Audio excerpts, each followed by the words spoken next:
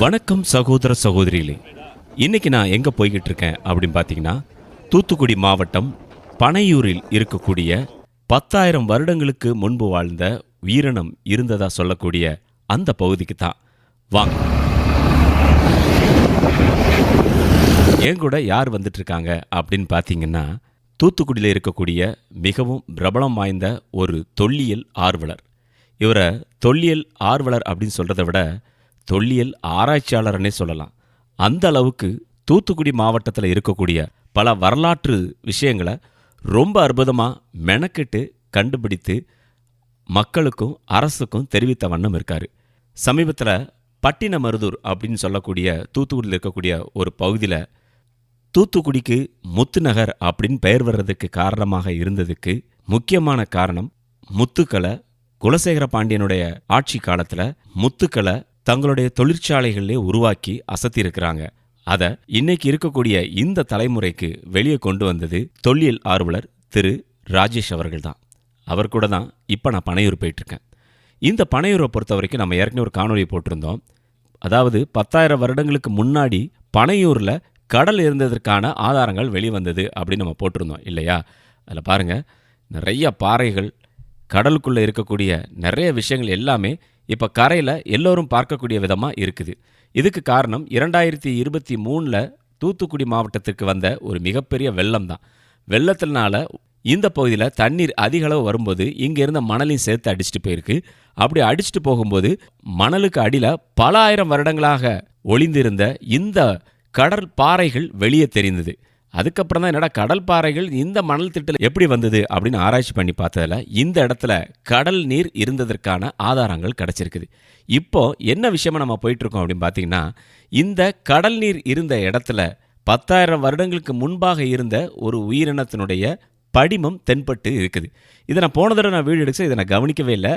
ஆனால் இந்த முறை திரு ராஜேஷ் அவர்களோடு நான் போகும்போது எனக்கு அந்த படிமங்களை காட்டினார். இதை தெரியுது பாருங்கள். இதுதான் சுமார் 10,000 12,000 வருடங்களுக்கு முன்பாக இந்த இடத்துல கடல் இருந்தபோது அதில் இருந்த உயிரினங்களுடைய படிமங்கள் தான். இங்கே பாருங்கள், அங்கங்கே தெரியுது பார்த்தீங்களா? பார்க்கவே எப்படி இருக்குது பாருங்களேன். உண்மையிலே ரொம்ப ஒரு ஆச்சரியமாக இருந்தது நண்பர்களே.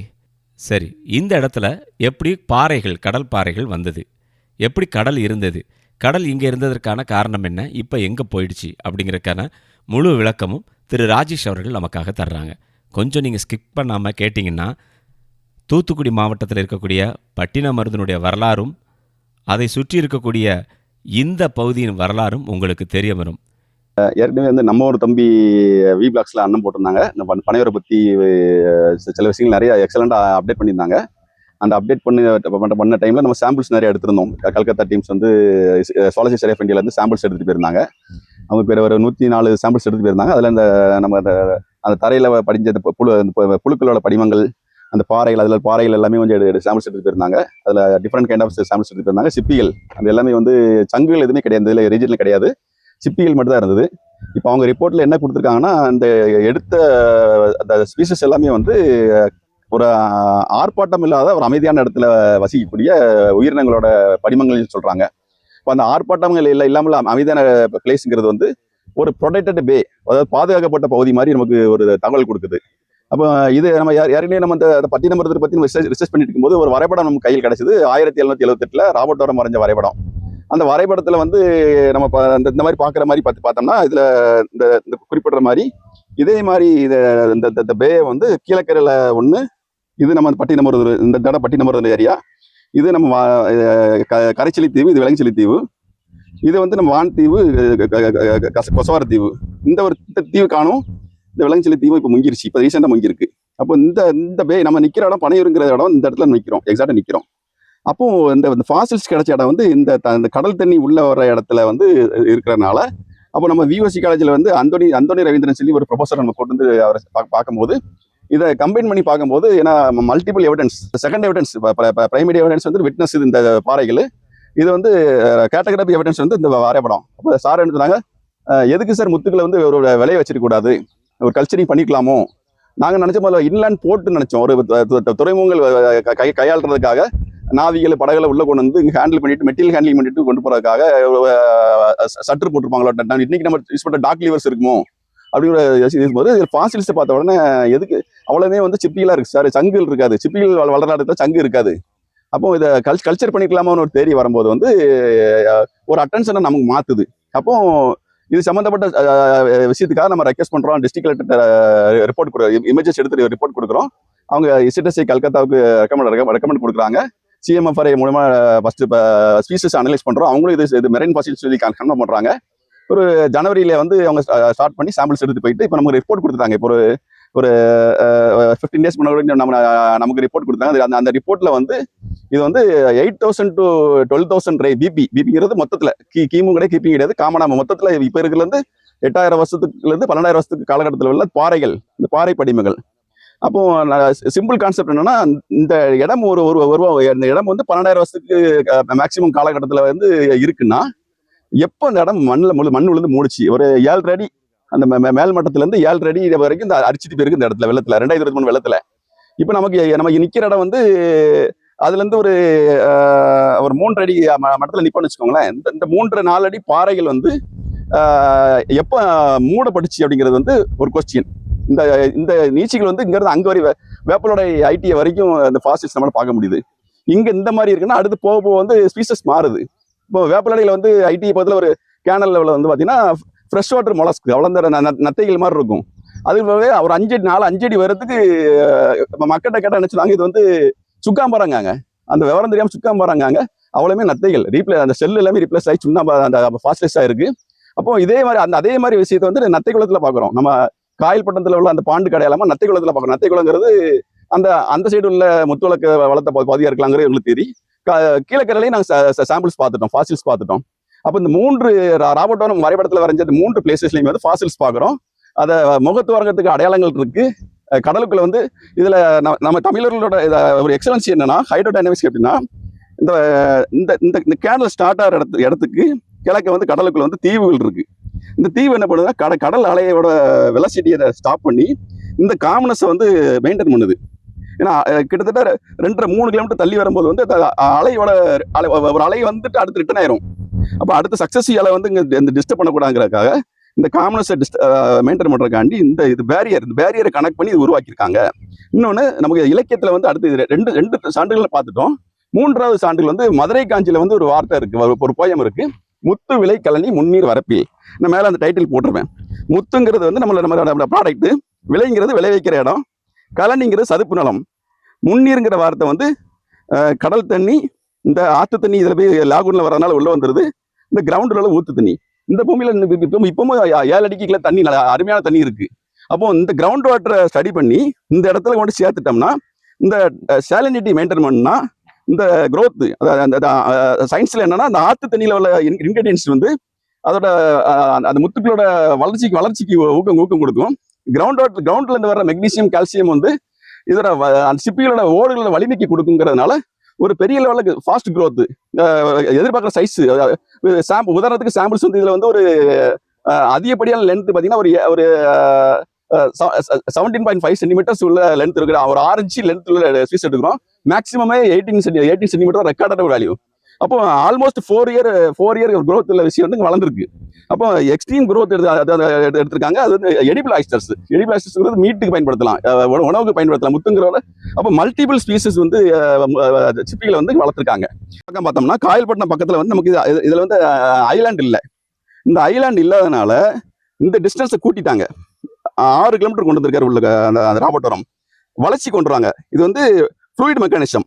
ஒரு தண்ணியை வந்து ஸ்ட்ரெயிட்டா கொண்டு போய் வளர்ச்சி கொண்டு போனா அதில் வெலாசிட்டி டவுன் ஆகுங்கிற கான்செப்டுக்காக ஒரு இரகுலர் ஷேப்ல கொண்டு போயிட்டாங்க. அப்போ அலையோட ஸ்விங் வந்து உள்ள அஃபெக்ட் ஆகாம இருக்கிறக்காண்டி. இது காயல்பட்டினம், இது வீரபாண்டியப்பட்டினத்தில் உள்ள அந்த ஸ்பேஸ். இப்போ இந்த இடத்துல நம்ம வந்து என்ன பண்றோம், இந்த பிளேஸ் வந்து இப்போ இன்னைக்கு நஞ்சாருன்னு சொல்லி ஓடுற இந்த டிசிடபிள்யூ ஓடுற பிளேஸ். இங்க நம்ம ஃபாசில்ஸ் எடுத்து சாம்பிள் பண்றோம். நத்தை குளங்கிறது இந்த இடத்துல இந்த ரீஜன்ல வருது. அப்போ எல்லாமே வந்து இந்த பாண்டு ரேஞ்சிலே வந்து ஃபாசில்ஸ் வரும்போது வந்து இது வந்து இயற்கையா உள்ள பாண்டு கிடையாது, செயற்கையாக முத்து வளர்க்கறதுக்காக உருவாக்கப்பட்ட பாண்ட்ஸ். இதே மாதிரி கீழக்கரையில இருக்கு. கீழக்கரையிலையும் வந்து அந்த பிளேஸுக்கு கிழக்கு வந்து கடல்ல தீவு இருக்கு. அப்போ இந்த தீவுகள் இருக்கு இடத்த கனெக்ட் பண்ணி கேனல் கொண்டு போறாங்க. காயல்பட்டினத்துல தீவு இல்லாதனால அந்த இடங்கள் வந்து லென்த்தை கூட்டிடுறாங்க, அந்த கேனலோட லென்த் கூட்டி அந்த வெலாசிட்டி டவுன் பண்றாங்க. இப்படி பேர்ட்ட ஒரு அந்த 10,000 வருஷம் முன்னுக்கூட்டியே வெலாசிட்டி அனலைஸ் பண்ணி மெரைன் ஸ்பீசிஸ் வந்து நியூக்ளியேஷன் பண்ணி ஒரு முத்துக்களை வந்து கல்ச்சர் பண்ணக்கூடிய டெக்னாலஜி நம்ம இருந்துச்சுனால் எப்பேற்பட்ட ஒரு நாகரீகமான ஒரு விஷயம் வந்து 10,000 வருஷம் முன்னுக்கூட்டி தமிழ் சமூகத்தில் இருந்திருக்கும். அப்போ வந்து 5,000 வருஷத்துல நம்ம வரலாறு சுருக்கிறது வந்து ரிவர்சபிள். அடுத்த டிபேட் கொண்டு போய் ப்ராப்பரா ஸ்டடி பண்ணும்போது இந்த அன்டிஸ்டர்ப்டு லேண்ட்ல நம்ம வந்து டெஸ்ட் பண்ணும்போது ஜிஎஸ்டி டெஸ்ட் பண்ணும்போது கார்பன் 14 ஓஎஸ்எல் டெஸ்ட் பண்ணும்போது வந்து ப்ராப்பரான ஏஜிங் கண்டுபிடிக்கும் போது என்ன நடந்தது இந்த பூமிக்கு. அப்போ நமக்கு இப்போ முக்கியம் என்னன்னா இது இந்த ரீஜன் 4 கிலோமீட்டர் டயமீட்டர் பாண்டு. அப்போ இன்டு πr ஸ்கொயர் போடும்போது அப்ராக்சிமேட்டா ஒரு 13 ஸ்கொயர் கிலோமீட்டர் ஏரியா வருது. இந்த ஏரியாவை ரிமோட் சென்சிங் பண்ணோம்னா கீழே உள்ள ஸ்ட்ரக்சர்ஸோட வியூ நம்ம பார்க்கலாம். அப்போ இமேஜில் பார்க்கும்போது வந்து என்ன மாதிரி கண்டிஷன் இருக்குது.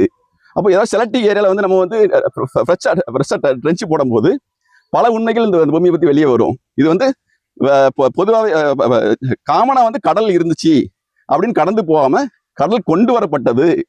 எதுக்கு? வியாபாரத்துக்காக முத்து விலையை கொண்டு வரப்பட்டது. இலக்கியங்கள் சொல்ற மாதிரி முத்து விலை கலனி முன்னீர் வரப்பில் சினை முத்து அப்படிங்கிற வார்த்தை எல்லாமே வந்து அகநானூர்ல வருது, சிறுபநாட்டு படையில வருது, ஐங்குறுநூறுல வருது, மதுரை காஞ்சியில வருது. இத்தனை இலக்கியங்களே வர்ற முத்து விளைவிக்கிற வித்தைகளை வந்து நம்ம எப்போ நம்ம இயற்கை வந்து நம்ம வந்து பறிச்சுட்டு போச்சோ தெரியாது. தூத்துக்குடியின் அடையாளமான முத்து வந்து இன்னைக்கு நம்ம வளர்க்கறதுக்கு கடல்ல கஷ்டப்படுறோம். பூமியில விளைவிக்கலாமாங்கிற விஷயத்தை பார்க்கும்போது பழைய நதிகளோட டைரக்ஷன்ஸ் இல்லை. இந்த பகுதியில தரவை குளத்துல ஓடின ஒரு நதியை வந்து காணும். அப்போ அந்த கேனல் வந்து ஷிஃப்ட் ஆயிடுச்சு, கங்கை கொண்டால இடம் மாதிரி போயிடுச்சு. அது திரும்ப மறுகட்டமைச்சு கொண்டு வந்தால் அந்த தீவுகளுக்கு வர்ற நல்ல தண்ணியோட டோசேஜ் கூடும். வைப்பார்லையும் தண்ணி வர மாட்டேங்குது. அது பல அரசியல் பிரச்சனைகள். அங்கே சென்போலி டேம்ல இருந்து தண்ணி வர மாட்டேங்குது. எப்போ வேண்டாம் டேம் போர்ட்ல இருந்து இங்க வேப்பலைக்கு தண்ணி வர மாட்டேங்குது. அப்போ அதிகப்படியான தண்ணி வந்து நமக்கு அங்க தூத்துக்குடியில போய் கோரம்பாளையம் வழியை கலந்து தாமரை பண்ணி வேஸ்ட் ஆகிட்டு இருக்கு. அதை இந்த பக்கம் டைவர்ட் பண்ணி கொண்டு வந்துட்டாங்கன்னா இந்த பக்கம் கிரவுண்ட் வாட்டர் இன்க்ரீஸ் பண்ணால் புலங்களா இருக்கிற இடத்துல வந்து முத்துக்கள் விளைய வைக்கலாம். ஃபியூச்சர்ல அட்லீஸ்ட் ஒரு சாம்பிள் ஏரியாவில் பண்ணி பார்த்துட்டா ஸ்டடி பண்ணி பார்க்கும்போது வந்து சிஎம்எஃப்ஆர்ஐ, ஜிஎஸ்ஐ, இசட்எஸ்ஐ தொழில்நுட்ப வல்லுநர்கள் வந்து மேற்கொள்ளும் போது திரும்ப இந்த விஷயத்த நம்ம கல்ச்சர் பண்ணி பார்க்கலாமா, ஒரு ட்ரையல் பண்ணி பார்க்கலாமா, அரசுக்கு ஒரு விழிப்புணர்வு ஏற்படுத்தணுங்கிற நோக்கத்துல நம்மளோட ஆய்வு கட்டுரை எத்தனையோ சப்மிட் பண்ணிட்டோம், ஃபுல் ரிப்போர்ட் கொடுத்துட்டோம், ஆர்டிகல் பப்ளிஷ் பண்ணிட்டோம். இந்த விஷயத்தை வந்து அரசாங்கம் வந்து ஒரு ஸ்பெஷல் எஃபெக்ட் பண்ணி இது பிசினஸ், இது ஏன்னா முத்தால வசந்து அந்த 50 மார்க்க போல சொன்ன 50,000 டன் தங்கத்தை வந்து கருவூலத்தில் வச்சிருந்த பாண்டியர்களோட இனம் இன்னைக்கு வந்து ஒன்றும் இல்லாமல் இன்னைக்கு இயற்கையால் அழிக்கப்பட்டு கிடக்குது. திரும்ப அந்த விஷயத்தை எடுத்து வரும்போது பொருளாதாரத்துக்கு முக்கியமான விஷயமா இருக்கும். தொழில் வாய்ப்புகள் அதிகம் வரும். பிளஸ் வந்து நம்மளோட வரலாறு நிறுவப்படும். 10,000 வருஷத்துக்கு முன்னுக்கூட்டி நம் தமிழ் சமூகம் வந்து மெரைன் ஸ்பீசிஸ் வந்து பிளான் பண்ணி உள்ள கொண்டு வந்து ஹைட்ரோடைனமிக்ஸ், ஃப்ளூயிட் மெக்கானிசம் அப்சர்வ் பண்ணி கடலோட வேகம் எப்படி இருக்கு, எப்போ ஹை டைடு லோ டைடு எல்லாம் ஸ்டடி பண்ணாம அந்த விஷயத்தை சக்சஸ் பண்ண முடியாது. அப்போ இடத்துல ஷட்டர் போட்டிருந்தாங்களா, ஷட்டர் போட்டு கண்ட்ரோல் பண்ணாங்களா, அப்போ கிரவுண்ட் வாட்டரை வந்து அப்படியே விட்டாங்களா, கீழே பண்ணி ஒரு சென்டர்ல ஸ்பவுட் மாதிரி கொடுத்து அடிச்சாங்களா, என்ன மாதிரி பண்ணாங்க, ஃபவுண்டைன் மாதிரி கொடுத்து பண்ணாங்களா தெரியாது.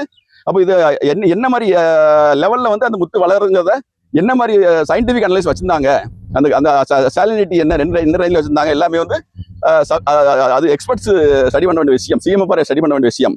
தமிழின் வரலாறு வந்து சிவகலையில வந்து 5300 வருஷத்துக்கு கொண்டு போன மாதிரி இந்த பனையூர் மூலமா 10,000 வருஷத்துக்கு முன்னாடி கொண்டு போயிருந்துங்கிறது எங்களோட கோரிக்கையா இருக்கு. அதுக்கப்புறமா இங்கே பார்த்துட்டு நாங்கள் போன இடம் எதுவும் பார்த்தீங்கன்னா பக்கத்துலேயே வேப்பலோடைன்னு சொல்லி ஒரு ஊர் இருக்குது. அந்த ஊரில் ஒரு மிகப்பெரிய கம்மா மாதிரி ஒரு இடம் இருக்குது பாருங்கள். அந்த இடத்துல பல ஆயிரம் வருடங்களுக்கு முன்பாக இந்த பகுதியில் இருந்த நத்தைகளுடைய கூடுகள்லாம் வந்து பார்த்தோம். ரொம்ப ஆச்சரியமாக இருந்தது. இத்தனை ஆண்டுகளாக இந்த மணலுக்குள் பொதுவாக இப்போ நத்தை கூடுகள் அப்படின்னு சொன்னாலே பார்த்தீங்கன்னா நமக்கே தெரிஞ்சிடும், நம்ம காலை வச்சோ இல்லை கையை வச்சோ அமுக்குனாலே அது உடஞ்சி போயிடும், அப்படி தானே. ஆனால் இது எத்தனை வருடங்களாக மணலுக்குள் புதைந்திருந்து ஒரு தடிமனான ஒரு படிமமாக மாறி இருக்கின்றது அப்படிங்கிறத பாருங்களேன். அப்படி கல் மாதிரி இருந்துச்சுங்க பார்க்குறதுக்கு. இங்கே பாருங்கள், இதெல்லாம் பல ஆயிரம் ஆண்டுகளுக்கு முன்பாக இருந்த மிச்ச மீதி எச்சங்கள் அப்படின்னு சொல்கிறாரு. அந்த உயிரினங்களோட எச்சங்கள் தான் இதெல்லாம். இது எல்லாமே நம்மளால் அங்கே பார்க்க முடிந்தது. பாருங்கள், அதாவது வந்து பார்த்திங்கன்னா இன்னொரு முக்கியமான விஷயமும் அவர் என்கிட்ட சொன்னார். மன்னர்களில் 2 விதமான கோவில்கள்லாம் கட்டியிருக்கிறாங்க. அதாவது ஒரு தரப்பு மன்னர்கள் எப்படி கட்டியிருக்கிறாங்கன்னா, மலைகளை உடைத்து அந்த கருங்கற்களை பயன்படுத்தி கோவில்களை கட்டியிருக்கிறாங்க. நம்ம பாண்டிய மன்னர்களை பொறுத்த வரைக்கும் பார்த்தீங்கன்னா, இந்த கோவில்கள் அதிக அளவில் உருவாகுவதற்கு பார்த்தீங்கன்னா, தங்கள் கைகளால் செய்யப்பட்ட கற்களை உருவாக்கி தான் அவங்க இந்த ஆலயங்களை கட்டியிருக்கிறாங்க. அதாவது பார்த்தீங்கன்னா, இந்த சுண்ணாம்பு கலவை, கடல் நீர், இன்னும் சில விஷயங்களெல்லாம் பயன்படுத்தி அந்த கற்களை உருவாக்கியிருக்கிறாங்க. பாறைகளை அவங்க கிரியேட் பண்ணியிருக்கிறாங்க. ஸோ அந்த பாறைகளை வைத்து தான் கற்களாக மாற்றி அதை வைத்து ஆலயங்கள்லாம் கட்டியிருக்கிறாங்க. அந்த பாறைகளையும் நமக்கு திரு ராஜேஷ் அவர்கள் காட்டினாங்க. அங்கே தெரியுது பார்த்தீங்களா? இதை நம்ம வேப்பலோடை போகிற வழியில் பார்த்தோம். இங்கே பாருங்கள், இந்த கல்லாம் கிடக்கு பாருங்கள். பக்கத்திலே பார்த்தீங்கன்னா பாறைகளை வெட்டி செய்யப்பட்ட அந்த கற்களும் கிடந்தது. இது பாண்டியர்களால், இந்த பகுதி மக்களால் உருவாக்கப்பட்ட அற்புதமான கல்லை இவங்க உருவாக்கியிருக்கிறாங்க பாருங்கள். கடல் மண், கடல் நீர், அப்புறம் கடுக்காய், சுண்ணாம்பு கலவை இதெல்லாம் சேர்த்து இந்த கற்களை அவங்க உருவாக்கியிருக்கிறாங்க. லேட்டஸ்ட்டாக இந்த டெக்னாலஜியை பயன்படுத்தி சில பேர் காங்கிரீட் கற்களை உருவாக்கியிருக்கிறாங்க அப்படின்னு சொன்னாங்க. ஆனால் இந்த டெக்னாலஜியை பல ஆயிரம் வருடங்களுக்கு முன்பாகவே இங்கே உள்ள மக்கள் அதை பண்ணியிருக்கிறாங்க. அப்படிங்கும்போது ரொம்ப ஆச்சரியமாக இருந்துச்சு. இந்த தூத்துக்குடி மாவட்டத்தில் பட்டினமருதூர் மட்டுமல்லாது அதை சுற்றி இருக்கக்கூடிய அநேக பகுதிகளில் என்ன மாதிரியான ஒரு தொழில்கள் பண்ணி முன்னேறி இருக்கிறாங்க, எப்பேற்பட்ட ஒரு வர்த்தகம் நடைபெற்று இருக்கின்றது அப்படிங்கிறதுக்கான ஆதாரங்கள் எல்லாமே இந்த மணலுக்குள்ளே கிடக்குதுங்க. இதில் பார்த்திங்கன்னா அவர் சொன்ன விஷயங்கள், இந்த பட்டினமருதூர் ஊருக்குள்ள நிறைய இடங்களுக்கு அவர் போகும்போது நிறையா வெளிநாட்டு காயின்கள், அதாவது பார்த்திங்கன்னா சைனாவில் உள்ள காயின்கள்லாம் கிடச்சிருக்குது, ரோமில் பயன்படுத்திய காயின்கள்லாம் கிடச்சிருக்குது. அதே மாதிரி பார்த்திங்கன்னா அந்த காலத்தில் இருக்கக்கூடிய பெரிய பெரிய சுல்தான்கள், அரேபியர்கள், அவர்கள் பயன்படுத்திய காயின்கள் எல்லாமே பார்த்திங்கன்னா பல நூறாண்டுகளுக்கு முன்பு இங்கே எப்படி வர்த்தகம் நடந்தது, முத்துக்களை வாங்குவதற்கு நிறைய ஊர்களிலிருந்து, நிறைய நாடுகள்லேருந்து அநேக மன்னர்கள் சார்பாக நிறைய பேர் இங்கே மிகப்பெரிய வணிகமே நடைபெற்றிருக்கின்றது. அதற்கு ஒரு ஆதாரம் தான் அவர் என்ன சொல்கிறாரு பார்த்திங்கன்னா, நடந்து போகும்போது சில இடங்களில் சும்மா காலை வச்சுக்கின்றனால பார்த்தா நிறைய காயின்லாம் கிடந்தது, அதெல்லாம் கிடச்சிது, அதெல்லாம் இப்போ நம்ம ஆராய்ச்சிக்காக எடுத்திருக்கோம், ஒப்படைச்சிருக்கோம் அப்படின்னு சொல்கிறாரு. நிறைய விஷயங்கள் சொல்லும்போது ஆச்சரியமாக இருந்தது. இந்த முத்துக்களை இயற்கையாக அல்ல செயற்கையாக உருவாக்கக்கூடிய அந்த டெக்னாலஜியை நம்மவர்கள் தெரிந்து வைத்திருக்கின்றார்கள். அப்படிங்கும்போது ரொம்ப ஆச்சரியமாக இருந்துச்சு.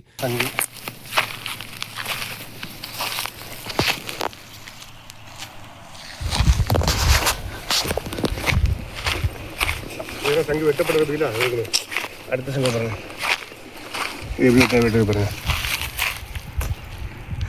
என்ன அறுத்துருக்கு? சங்கு எடுத்து அதான் அறுத்தது வேலை பார்த்துருக்காங்கண்ணா. சங்கு எடுத்து அறுத்து வேலை பார்த்தது.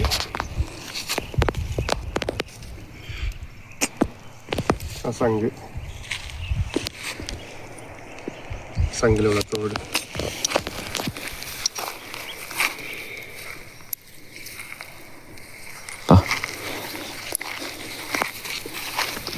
தோட்டம் தான் வரும். இது பல வருஷம் நடக்கும் போல இந்த ஆராய்ச்சிப்போம் இவங்க ஆரம்பிச்சிருக்குது. நடக்கும், அங்கேருந்து ஆரம்பிச்சு இங்கே வரைக்கும் வருவாங்கல்ல, இதெல்லாம் வரணும்ல. சரி, பல வருடங்களுக்கு முன்பாக, பல ஆயிரம் வருடங்களுக்கு முன்பாக முத்துக்களை விளைவிக்கக்கூடிய அந்த டெக்னாலஜியை எப்படி கண்டுபிடிச்சிருக்காங்க பாருங்கள். அதாவது முன்னீர் கொண்டு தயாரித்திருக்கிறாங்க. அந்த முன்னீர் அப்படிங்கிறது கடல் நீர், அதோடு நிலத்தில் அடியில் கிடைக்கக்கூடிய அந்த ஊற்று நீர், அதுபோக ஆற்று நீரையும் வாய்க்கால் மாதிரி வெட்டி கொண்டு வந்திருக்காங்க. இந்த 3 நீர்களையும் சேர்த்து அதற்கான ப்ராசஸிங் பண்ணி அதில் முத்துக்களை விளைய வச்சுருக்கிறாங்க. நல்ல செழிப்பான முத்துக்கள் கிடச்சிருக்குது. நல்ல பெரிய முத்துக்களாக அது வளர்ந்துருக்கின்றது. அதைத்தான் விற்பனை செஞ்சுருக்கிறாங்க நம்ம ஆளுங்களாம். அந்த முத்துக்களை வாங்குவதற்கு ரோம் நகரிலிருந்து போட்டி போட்டு ஒவ்வொருத்தர்கள் வாங்கிட்டு போயிருக்கிறாங்க. அந்த அளவுக்கு செல்வம் கொழித்த ஒரு இடமாகத்தான் இந்த பட்டினமருதூர் மற்றும் அதை சார்ந்த அதன் அருகில் இருக்கக்கூடிய அநேக ஊர்களில் இருந்திருக்கின்றன. செழிப்பாக இருந்த ஒரு நகரம்தான் இந்த பட்டினமருதூர். உங்களுக்கு நேரம் கிடச்சிதுன்னா தூத்துக்குடிக்கு வந்தீங்கன்னா மறக்காமல் பட்டினமருதூரையும், அதே மாதிரி இங்கே பனையூரில் கடல் 10,000 வருடங்களுக்கு முன்பாக கடல் இருந்த இந்த இடத்தையும் பாருங்கள். 10,000 வருடங்களுக்கு முன்பு வாழ்ந்த அந்த உயிரினங்களுடைய படிமங்களையும் பார்த்து செல்லுங்கள் நண்பர்களே. இந்த காணொலி உங்களுக்கு பிடிச்சிருந்துச்சுன்னா மறக்காமல் ஷேர் பண்ணுங்கள், லைக் பண்ணுங்கள். இதுவரைக்கும் நம்ம சேனலை நீங்கள் சப்ஸ்கிரைப் பண்ணாமல் இருந்தீங்கன்னா தயவுசெய்து சப்ஸ்கிரைப் பண்ணி சப்போர்ட் பண்ணுங்கள் நண்பர்களே. மீண்டும் மற்றும் ஒரு காணொலியில் உங்களை சந்திக்கின்றேன். அதுவரை உங்களிடமிருந்து வணக்கம் கூறி விடைபெறுவது உங்கள் அன்புக்கு சொந்தமான உங்கள் அன்பு அறிவிப்பாளர் ஆர். ஜூடு. வணக்கம் அன்புள்ளங்களே.